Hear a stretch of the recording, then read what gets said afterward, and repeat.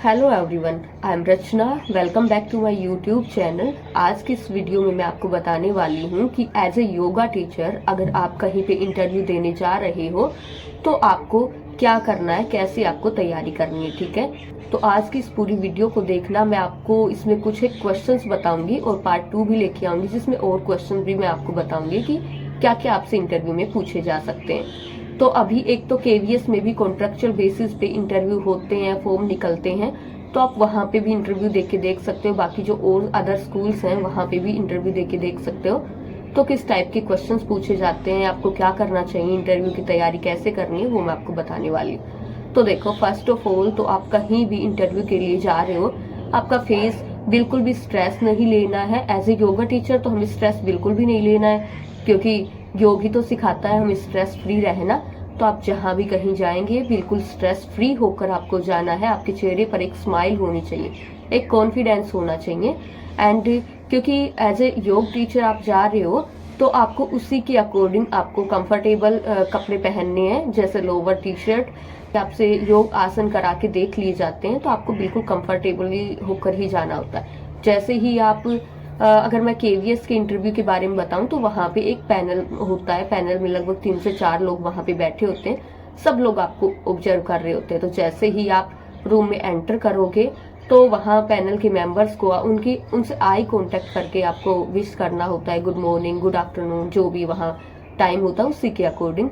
उसके बाद वो आपसे क्वेश्चन पूछना स्टार्ट करते हैं और उनके आंसर आपको आराम से उनके आंसर देने कॉन्फिडेंटली। ठीक है, तो फर्स्ट क्वेश्चन तो मेनली यही पूछा जाता है कि इंट्रोड्यूस योर सेल्फ। ठीक है, आपको अपना इंट्रोडक्शन देना है।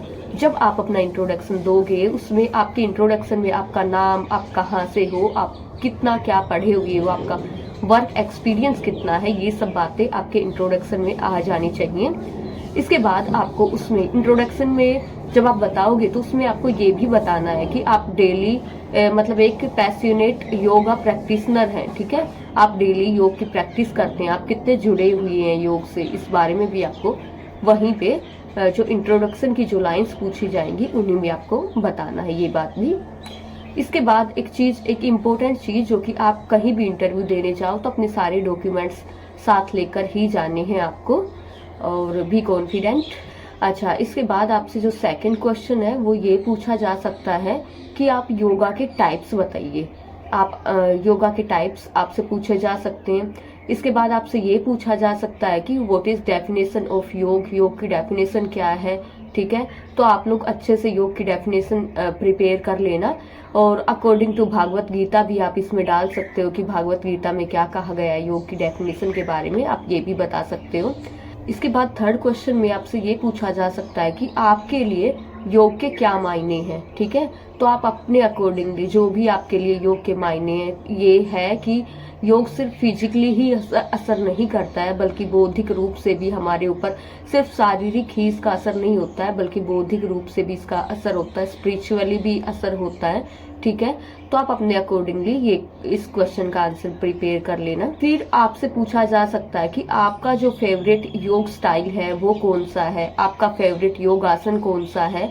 और जब आप बता दो, मान लो आपने बता दिया कि ये आपका फेवरेट योग आसन है, तो फिर उस योग आसन के बारे में भी पूछा जा सकता है कि ये योग आसन करते कैसे हैं, इसके बेनिफिट्स क्या हैं। तो आप ये चीज भी तैयार रखना। ठीक है, मेनली हमें हर एक आसन का ये पता होना चाहिए कि ये जो आसन है इसके क्या बेनिफिट्स हैं, क्या इंडिकेशन है, क्या कॉन्ट्रा इंडिकेशन है। ठीक है, इनके बारे में पता होना चाहिए। उसका हमारे बॉडी पे क्या इफेक्ट पड़ता है, स्पिरिचुअली क्या इफेक्ट पड़ता है, इन सब के बारे में हमें पता होना चाहिए। कुछ भी इनमें से पूछा जा सकता है। ठीक है, फिर आपसे ये पूछा जा सकता है, जैसे कोई भी डिजीज है तो डिजीज तो नॉर्मल ही होती है, तो आपसे ये क्वेश्चन भी किया जा सकता है कि अगर कोई ऐसा व्यक्ति है जिसको स्ट्रेस, एंजाइटी बहुत ज्यादा रहती है, तो आप ऐसे को कौन सा आसन करने के लिए सजेस्ट करेंगे, कौन सा आसन कराएंगे, तो आप बताओगे।